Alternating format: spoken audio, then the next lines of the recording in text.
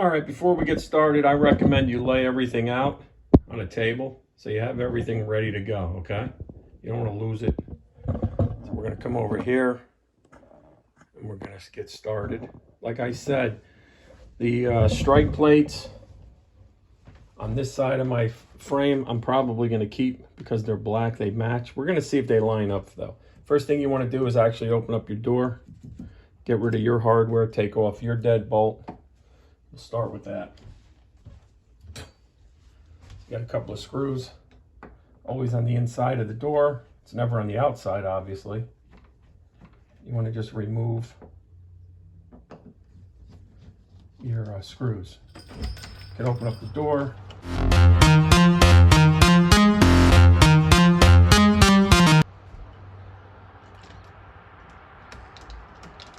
Do one at a time.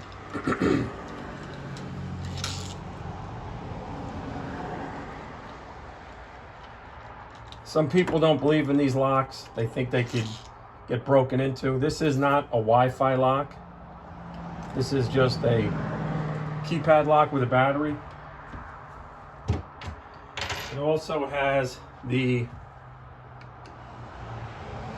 key, so you could use a key to open and close it. So you want to take off your old deadbolt. Go nice and easy.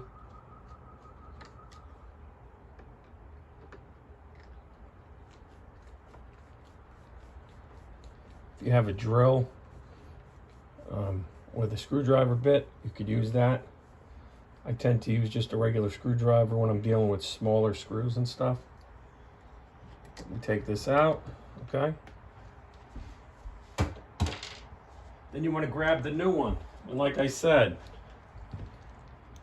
this part where it says up, you want it to be facing up. You want it to be on the up side of the door here. So you're going to slide this in, make sure it fits. Once you get it in place, you're going to grab your screws and you're going to screw this back in. Take these size screws, one at the top,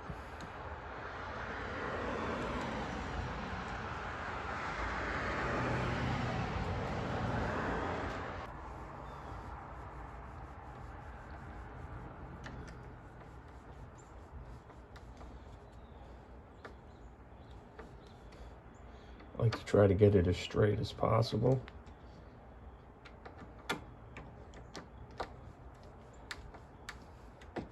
And we're going to know when I tighten this down if we could use our existing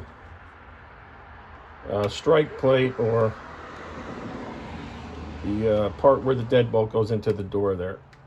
So what you want to do is you want to, once you get it in, you want to shut your door. Then they say just grab a screwdriver, put it right in this little slot here, and turn it. See if the deadbolt will engage. And you can see, it goes right in. So I won't have to remove this right here. I could leave this one in place, okay?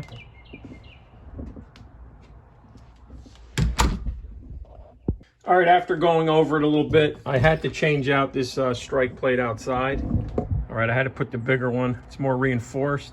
I did have to put it against the jamb, trace it out, get a razor knife, cut down, and use a little chisel and get it in place. All right, you can see the older existing cut, but it's fine. It's nice and flush. And these screws they give us are about 2 inches. They go into the stud.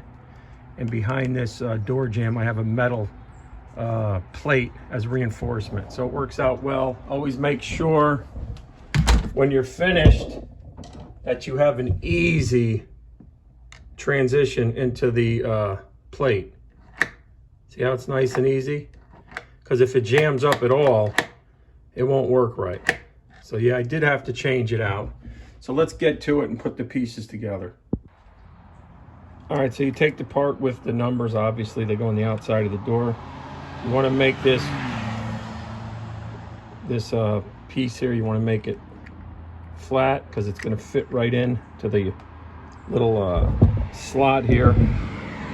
You can see that slot, all right? And then you're going to put your wire, put the wire at the bottom, stick it through the bottom, all right, get it through, and then put it through that slot, and then it'll sit just like this right on the door. Okay, not bad. And we're going to come around this side. All right, once you get the piece through, you can see this goes through the bottom. All right, that's sideways. You're going to take this plate. The plate says this side against door. All right, so you're going to turn it against the door.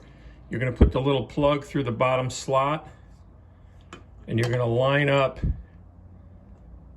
this guy in the middle. These two holes go straight through. You're going to get these screws here, and you're going to go through, and you're going to catch the other side.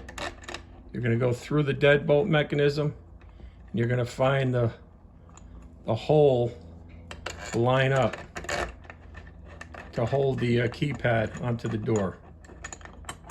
Once you get it going, I'm going to go nice and easy. Get your screwdriver and finish it off.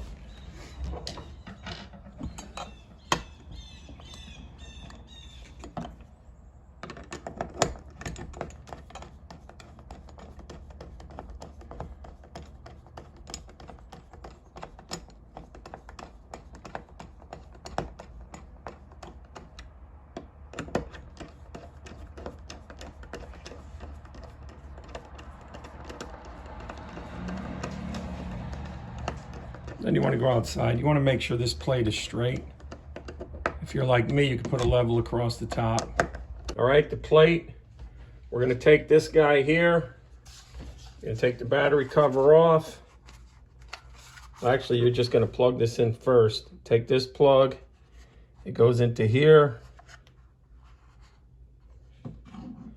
You can see I'm going to put it right inside this little slot here.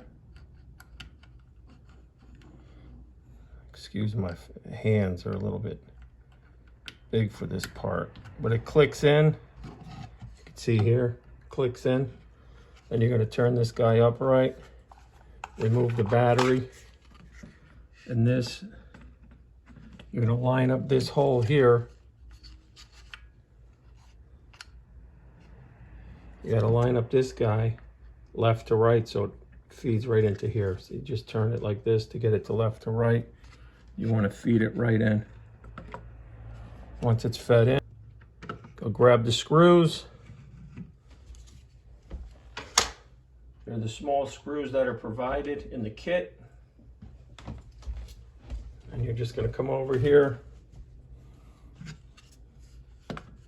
There's actually 3 screws. There's 2 inside the battery compartment, so put 1 in there. Make sure you have everything lined up.